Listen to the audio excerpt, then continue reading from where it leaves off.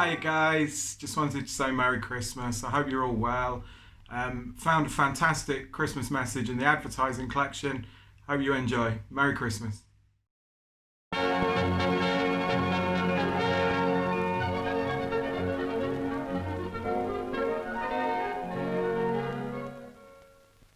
Miss Jones, see that I'm not disturbed.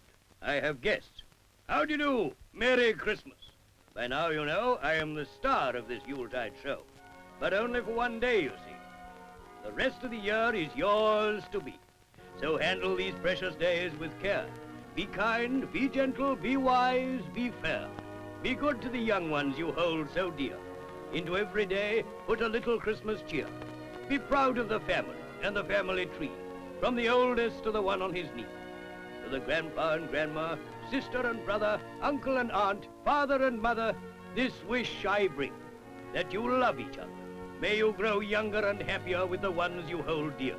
May I find you contented when I see you next year. Merry Christmas.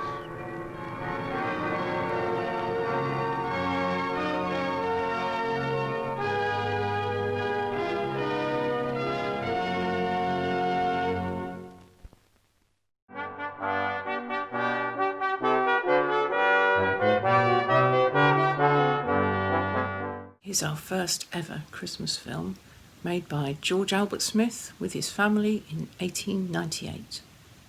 It was the night before Christmas of 1898, and the little Smith children are still up so late.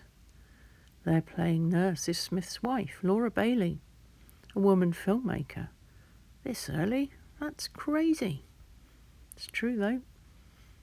So time now for sleep. The nurse turns out the light, using black velvet to represent night. But look, ho ho ho, our filmmaker has summoned a vision of Santa's arrival using superimposition. He cleverly shows simultaneous action, truly a magical filmic attraction. And out through the fireplace, with his sack full of toys, he leaves one for the girl and one for the boy. It sweetly creates a bit of emotion before Santa vanishes using stop motion. Now the style of this film is no longer a mystery, and we know a bit more about early film history. Merry Christmas, everybody!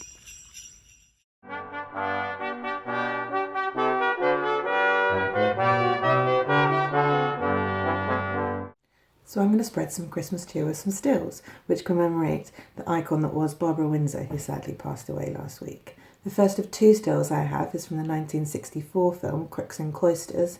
It's Babs on a Sleigh. It's a little bit raunchy, potentially not safe for work, but here we are. The second I have for you is the 1963 film Sparrows Can't Sing. That film was shot in the East End, and actually a lot of the locations are not far from where I'm filming this for you today. The film was also the first English language film to be subtitled in the US.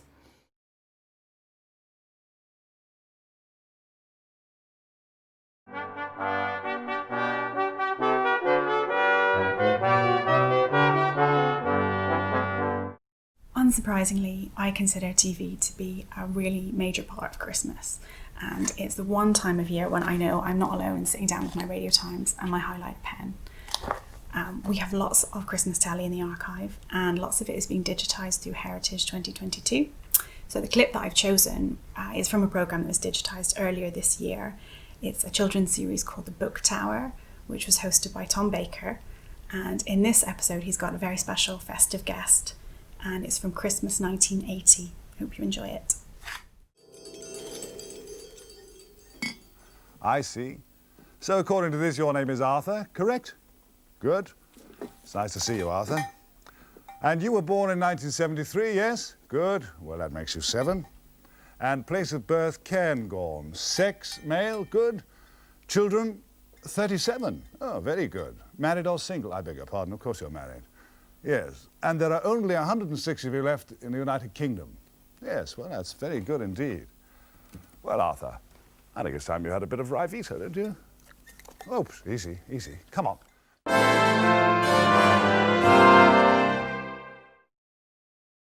are a trio of photographs from the papers of William Bush, who at the time was manager of the Regal, later Granada Cinema in Kettering, Northamptonshire. It's December 1947, and the terrified little girl is being encouraged to climb an enormous ladder to place her very own fairy on top of the equally enormous Christmas tree, which dominates the cinema foyer.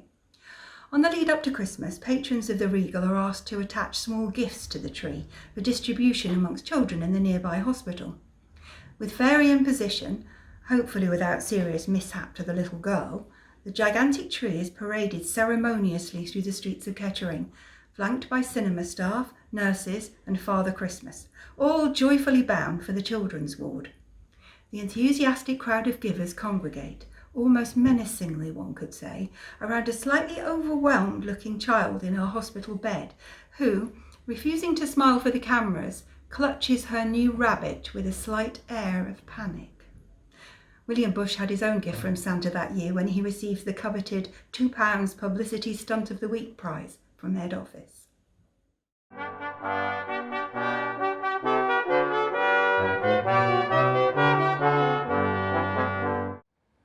Something of a counterpoint to It's a Wonderful Life, All That Heaven Allows by Douglas Sirk explores our potential to create new alternative families and communities at Christmas.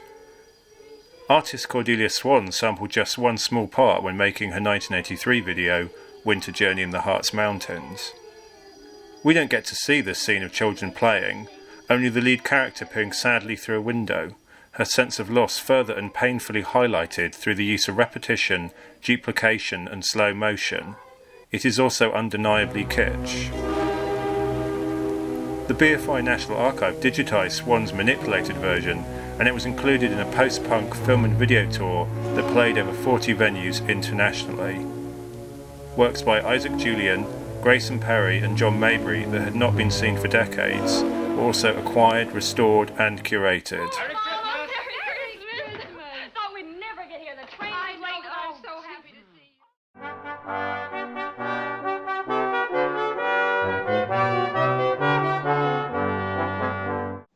I auditioned for all the parts in my school nativity play.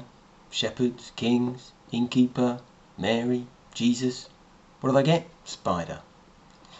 This next clip represents the kind of discoveries that we're making in the Heritage 2022 video digitisation project. It's a school's programme from 1977 called Christmas Pie. It features a little boy talking about his preferred role in the nativity play, but who went on to significant later fame.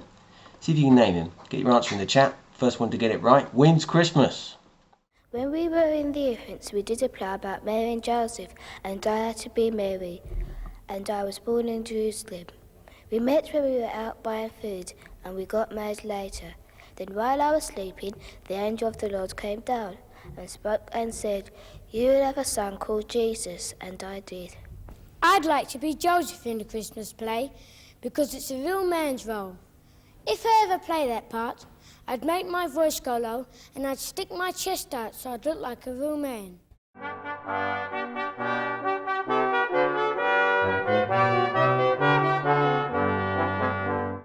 I'm in the poster store and I really like Polish posters. They really have a sense of humour, but some of them are quite dark and menacing, like the poster for Scrooge, 1970, starring Albert Finney. The Polish poster was created by Eric Lipinski, one of the leaders of the Polish poster school in Warsaw.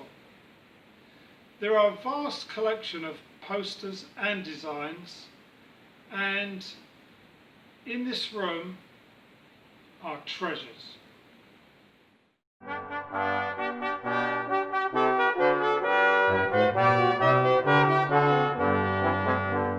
My festive favourite shows an activity that I wouldn't necessarily recommend you try at home unless you're feeling particularly hearty. It's called snow bathing or snow frolicking, and these frolics were filmed just up the road from the Archives Conservation Centre at a Nature Cure Health Home outside Tring, now better known as Champneys Spa. I love a snow scene, and I'm also partial to a bit of 1920s swimwear. So, fine combination on show here. This footage was shot in 1927 for a newsreel called Topical Budget, of which the archive has extensive holdings, and I do recommend you check out some of them on BFI Player. And I'd like to wish you all a happy Christmas, whether snow frolicking or otherwise. Merry Christmas.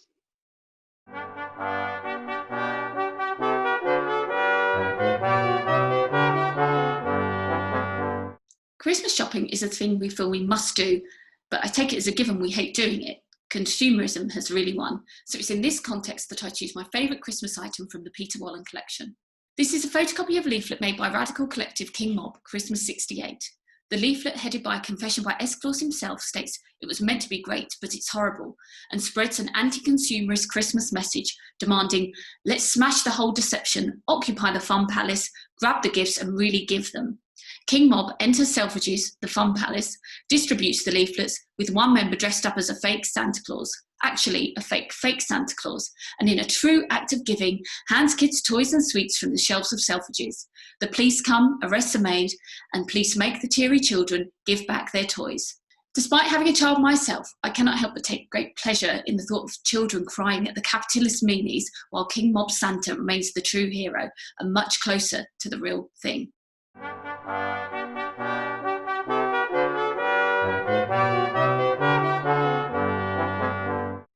This is a Oscar-nominated UK government film shot during Christmas 1940 for distribution to US audiences. It's propaganda of its time, emotive, containing indelible images, demonstrating film's power to interpret and also to mythologize its times, troubled times, 80 years ago, speaking to ours 80 years on.